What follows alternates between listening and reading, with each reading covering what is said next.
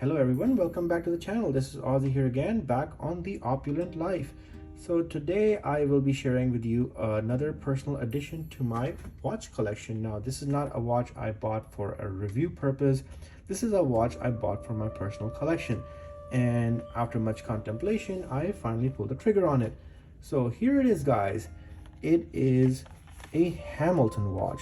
And as you can see, I've taken off the actual box. It was kind of broken down, so I decided not to put it on the camera, but here it is. So it's a rather unusual kind of boxing. It's actually not even a box, an unusual kind of case for a watch.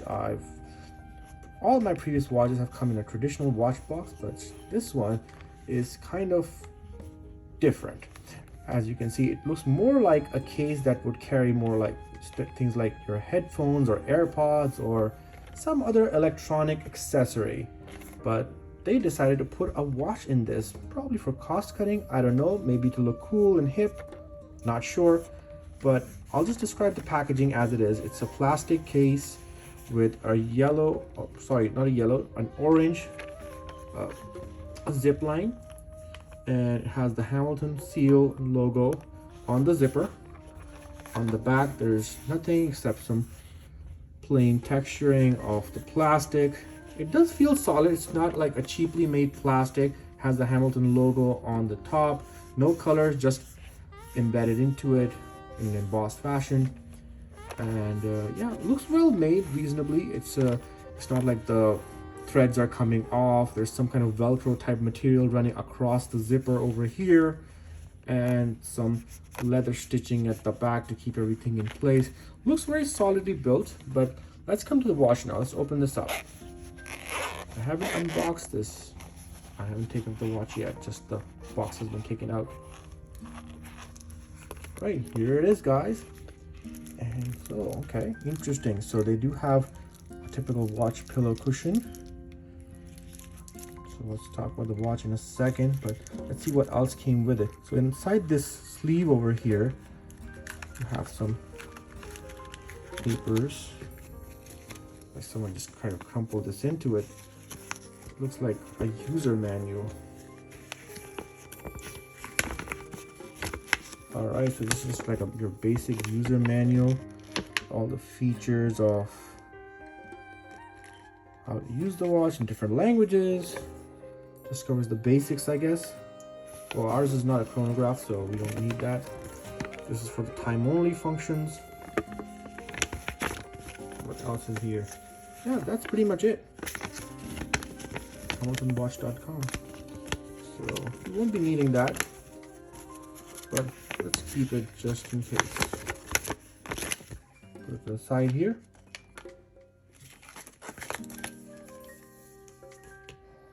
What else is in here? Wow, there is actually a warranty card, 2-year international warranty. There's a plastic on the card too. It's not filled out. Wonder why? Well, I didn't get it from an authorized dealer, guys. This time I got it from ashford.com instead of my usual Joma shop. So far it looks pretty good. Everything is nicely packaged. I got a warranty card, which is unusual because if you go gray market, you usually don't get those. And you got a plastic on the warranty card too. That's interesting. Wonder if this is even valid. Not sure. But hey, we got a card. So let's put it to the side here. Right, nothing else inside the sleeve. So let's take out the watch itself. There's this regular leather stitched pillow, faux leather pillow. And the inside of the box inside of the case doesn't have much of anything. It's just lined with some fabric. And nicely stitched, nicely made. Not bad overall. Finishing is decent. So now that it's out of the box, let's take a look at the watch itself. So here it is, guys. This is the Hamilton Broadway series watch, time only piece, and this is in the aubergine dial color. And I really like this watch. It's not the most popular Hamilton watch. When you think of Hamilton, you typically think of their field watches, the khaki mechanical, the khaki king, or maybe some of their aviation inspired watches, the khaki pilot, or you might be thinking about the Elvis Presley watch, the Ventura series, or their mechanical series, which is also their field watch but manually wound. But I instead went with a more off the beaten path choice. So this is what I really liked. I decided to go with it. Now let's talk about the watch in a second. Let's take off this plastic first.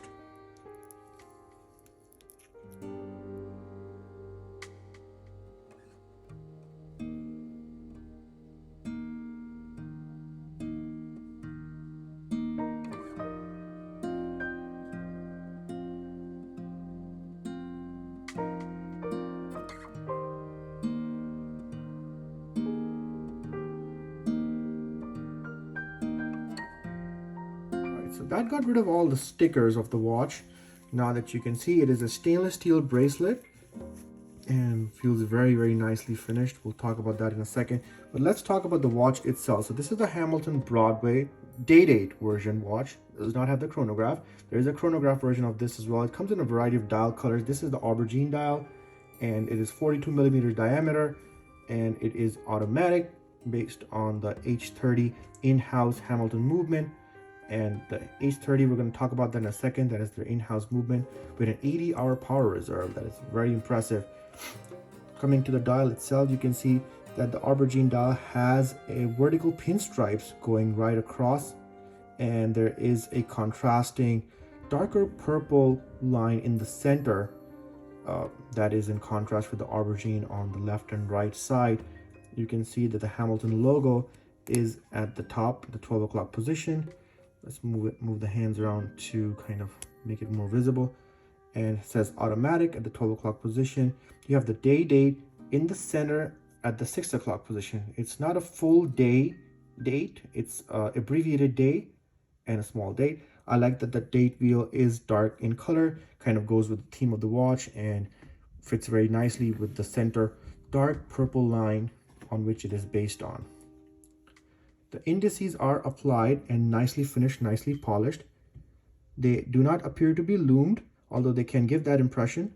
They're nicely applied, they're very even in edges, and seem like they've been placed very nicely and accurately. The chapter ring displays the minutes with minute markers all the way from 60 all across the diameter of the chapter ring itself. And the hands are straight edges, I'd like to say. They may be tapering slightly towards the edges at the top and with a slightly wider base. You can see that there is a silver finish at the base of the minute and the hour hands. And then they kind of transition to this sword, straight saber-like sword pattern, which goes all the way to the edges. The seconds hand is much more dainty looking. It's a simple silvery needle with a red pip marker, and that pip marker contains Lume in it, if I'm not mistaken. We'll check that out in the Lume test in a second. It says Swiss made at the 6 o'clock position over here near the 30-minute marker. And overall dial looks very decent, plays with the light very nicely. I love vertical pinstriping, gives it added character and depth. The glass is sapphire, flat, not domed. The bezel is steel, stainless steel, fixed, silver mirrored finish, and that is kind of giving it like more of an oyster perpetual kind of look. The crown is signed with an H logo. It does feature hacking and hand winding, I believe. Let's move it around a little bit so that you can see it run. And so if I pull the crown out all the way, it stops. So it has hacking, and then if you can hear that, it has hand winding as well. Very smooth action, no roughness.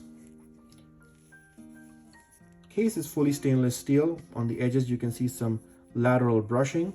In fact, the whole case, I'd like to say, is, with the exception of the bezel, is all brushed and finished, including the bracelet. There are some mirrored finished lines at the lugs. Yeah, over here you can see some hints of polished mirrored finish, but majority of the case is brushed and satinated, I'd like to say. On the dial, one thing I missed and forgot to say, there is one Arabic numeral at the 12 o'clock position that says 12. The rest of the indices are just simply applied markers. All right, so let's see if this is a quick set date. Pull this out to the first position. Let's actually move it to a more safe position before we try it out. Right, go to the first position. Okay, that is if you go rotate it clockwise, the date is quick set, super quick set I should say. If you go anti-clockwise, you can move the day, and yeah, that is also relatively quick set. You can see the seconds hand is now ticking away now that we've charged the watch up a little bit by moving it around and winding it. It is not a super smooth movement. It is 21,600 VPH. So the slower frequency gives it the added time reserve, the power reserve of 80 hours compared to the industry standard of like 38 to 40 hours. But that comes at a cost, which is reduced frequency and a less smoother sweeping of the second. Watch very closely. I really do like the fullness of the minute and hour hands. It's been a while since I saw full handsets like this. Usually they're now becoming more and more thinner in profile. These have a much wider profile and they're filled with a lot of lume. So I'm expecting a pretty decent lume in this watch. I believe it has Super Luminova. I'm not sure if it's BGW9, the blue lume. I think this is probably the green lume, which is kind of better because I've heard better reviews about the green lume than the blue lume. However, I do like the look of the blue lume, I have to say. Flipping the watch to the underside, we see it has a see-through case back, so you can see the H30 movement in there ticking away. It is decently decorated, as you can see some perlage and some snailing with a custom rotor design as well. It's not highly decorated, but it is like decently decorated, just so that you can see some of the movement, you know, ticking away, seeing what comprises the heart of this watch. Basically, it's based upon the ETA 2836, or should I say the ETA C07.111 movement. That is basically the watch base, and they've kind of heavily modified it in the sense that now, compared to the original movement, the entire kinematic chain has been refined from the barrel to the escape pin. The escape pin regulator has been updated, facilitating, you know, more reliability, precision through inertial regulation. And the mainspring has been improved to increase the typical power reserve. And that pushes it to the 80 hours instead of the usual 40 to 38 hours that you see. Some people say that this is also based on the ETA C07.621 movement, but most of the sources say that it's the CO7.111 or ETA 2836-2 movement that this is based on. With either one, regardless of what it's based on, they've done significant changes to the point where I would consider this to be an almost true in-house caliber, the H30. And I think there's no harm in using an existing platform and making it much better, especially when you're doing this much amount of work. I think you can classify the caliber as in-house, in my personal opinion. I don't know what you guys think about that, but I'm good with it totally. So let's talk about the bracelet. Full stainless steel, brushed finish. It has a 3-link design. Center links and side links are both brushed. Even the sides are brushed, held by pins and sleeves. It has a twin trigger release butterfly deploying clasp with the Hamilton signage at the bottom. You just do that, and then once you do the twin trigger release, it easily comes off. No problems, no fuss. You can see there's even some perlage on decoration on the clasp itself. It feels very well built, very solid. The clickers gives you a very heavily built feeling, and that contributes to the solid feeling of the bracelet overall. Yeah, overall very nice design. I really like this bracelet. Another look at the dimensions tells you that this has a 22 millimeter lug width and it has an integrated bracelet design, so you're kind of at the mercy of the watchmaker to provide you with different kinds of straps. But integrated stainless steel sports watches are kind of the thing these days, and I think most people who buy this like in this fashion would want it with this bracelet. There is an option to get an aubergine deploying strap as well. I have too many strap watches. I might have gone with that, but I decided to, kind of diversify my collection, add some more bracelet watches instead. About the water resistance, has 50 meters of water resistance, so it's not great, but it can withstand some splashes here and there and some occasional submersion, maybe like a glass for like maybe a minute. But I would not recommend that. But it does say 50-meter water resistance, so that's what it is. Just so you guys know, the reference number for this particular watch is the H605.435.100. Long reference number. You can see the link in the description that will give you the full details of this watch. You're wondering how thick is this watch? So it is not a thick watch at all. It has, I would say, medium thickness, 11.5 millimeters from top to bottom, and that does sit very nicely on the wrist. It can fit underneath the cuff, no problem, and it can work both, casual and sport, so that is a good thing. So I will have to size this watch up to do a wristwatch check, but let's see how it wears, just so you guys get an idea how it looks. So on my 6.5-inch wrist, this is kind of it does wear fairly large. It does encompass the entirety of my wrist. This is probably the limit at which I wear my watches, and this is no exception. So it's encompassing the entire width, and I believe that if I had gotten the strap version, it might look a little bit larger. So this does look good from a distance. I think, I'm fine with larger watches as long as they don't overhang on my wrist, and this one fits nicely and securely, so I think I could recommend it for a 6.5-inch wrist. But this is the minimum wrist size I would recommend. It is a fairly large watch, sits very nicely, very thin, so it can slide underneath your jacket cuff, your shirt cuff, not French cuffs. Definitely you need a much thinner watch for that, or no watch at all actually for that. I can't show you the entirety of how it looks on the bottom because I haven't sized it yet. I might have to take off like 3 links from this side and probably another 2-3 from the other side in order to make it fit. Let's do a quick lume test. I have charged it up a bit, so let's see. Okay, so you can see that it indeed glows very nicely. It is green lume, and the lume pip on the seconds hand is functional actually, so you can see it kind of tick away nicely. And I just used artificial light to charge this up. Perhaps in UV light and actual natural sunlight, it might glow even brighter. But this is the lume test, and yes, I am so far satisfied with this watch, and it does seem to be glowing very brightly even after the initial burst of energy. Yeah, you can see it still is shining brightly enough for me to tell the time. So that's a pass from my end. All right, let's talk pricing. Now, this watch retails for about $1,045. I got this from ashford.com, which is another gray market seller like Joma Shop, for guess how much? I got this for $478, tax included. So that is like a 65% almost discount.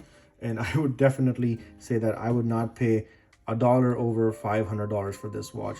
It's definitely not worth $1,045. That's a huge upcharge in my opinion. So definitely, guys, go with the time only version.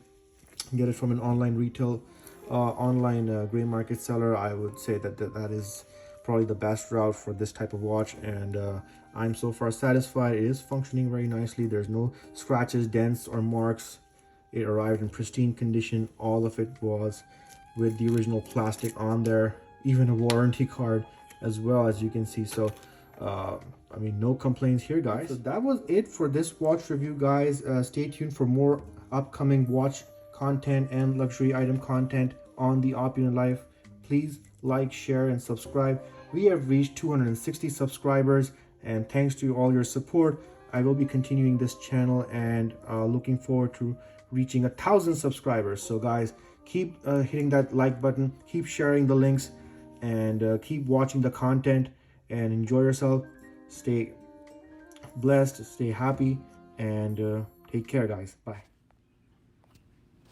For the style and design category, it's definitely very stylish, attractive, and keeps in line with trending stainless steel sports watches, while at the same time not being too obnoxious or overpowering.